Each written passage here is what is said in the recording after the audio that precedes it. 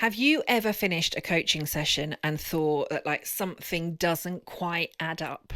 Right, the client said all the right things. They engaged with the coaching, they answered every question, and like nothing felt difficult. And yet you couldn't shake the feeling that you had missed something. Not because your coaching was poor, but because something underneath the conversation didn't quite make sense.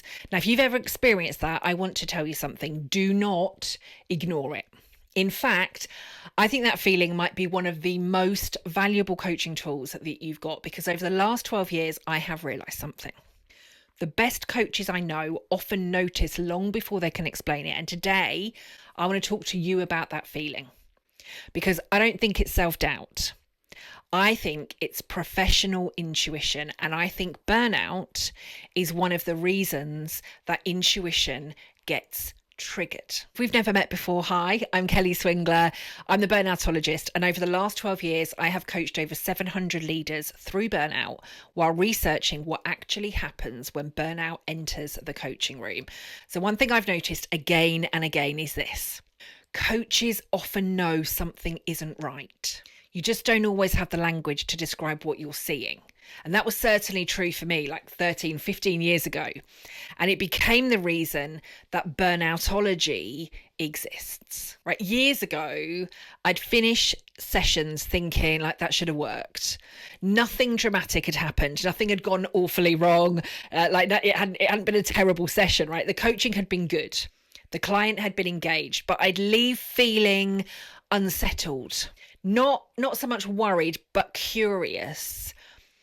And curious that something wasn't quite fitting together. And I used to ignore that feeling because I assumed it meant that I needed another qualification, another coaching model, another question, another tool. I just thought I needed to keep getting better and better as a coach. But eventually I realized the feeling wasn't telling me that my coaching was lacking. It was telling me that my explanation was lacking, right? I was seeing something, I just couldn't explain it yet. And that becomes a very different problem. Now, I think coaches do this all the time because we notice patterns and then we immediately question ourselves, right? Maybe I'm overthinking, maybe I'm projecting, maybe I'm reading too much into it. And sometimes that's absolutely true.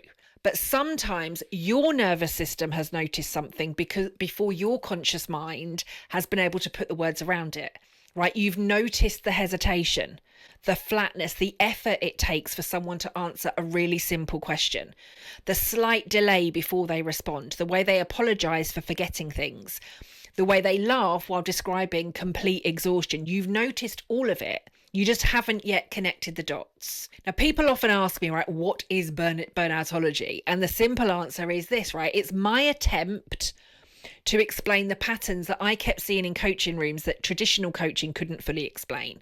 I wasn't trying to invent something new. I didn't set out to invent something new, but I was trying to understand something that I kept observing. I kept seeing, right, that brilliant people just suddenly couldn't think, they couldn't function.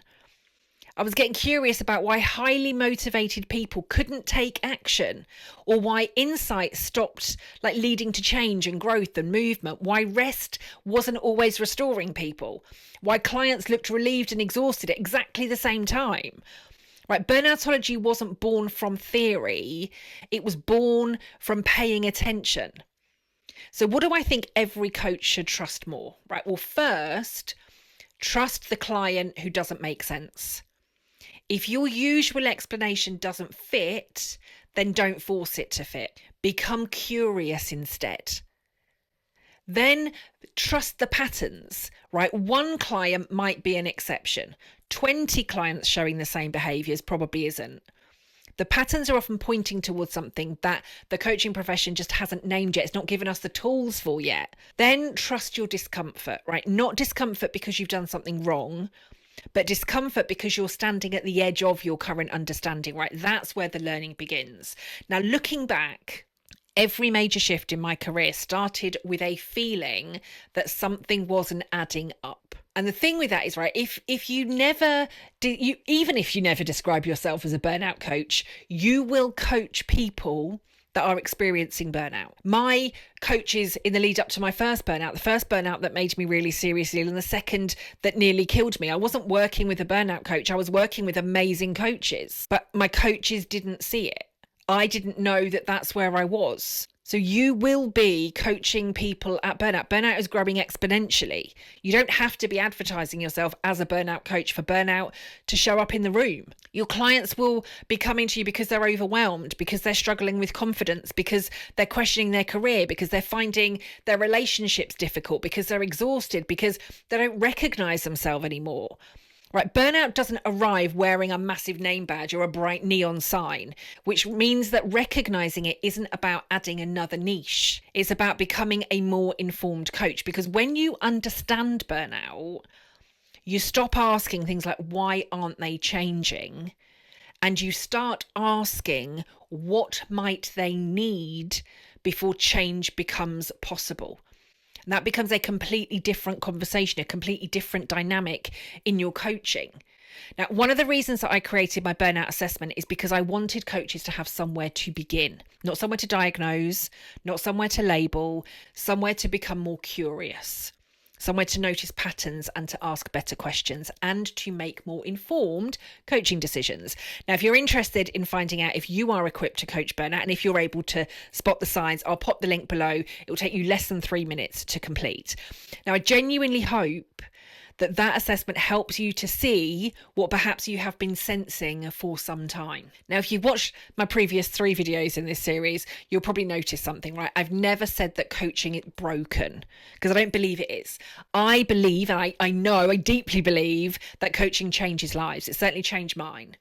What I do believe, though, is that burnout exposes assumptions that we didn't know we were making. Assumptions about thinking and capacity and decision making and safety and action. And once you begin to see those assumptions, you don't become a different coach, but you do become a more observant one. Now, if you take one thing away from today's video, please let it be this, right? Don't ignore the feeling that something didn't quite fit. That feeling isn't the end of your confidence, right? It might just be the beginning of your next level of understanding. Now, I'd love to know in the comments, what's something that you've noticed in your coaching that you couldn't explain at the time? Because I have a feeling that there are more coaches that are out there joining the dots than we realise. And that's exactly where the future of coaching begins. Now, if you found this and the previous videos helpful, please do give it a like and subscribe. It all helps in getting this message out there to ensure that coaching is safe for the clients that are coming to us at Burnout. Whether you want to specialise as a burnout coach or not, burnout is in the room. Don't be a coach that misses it. I will see you in the next video.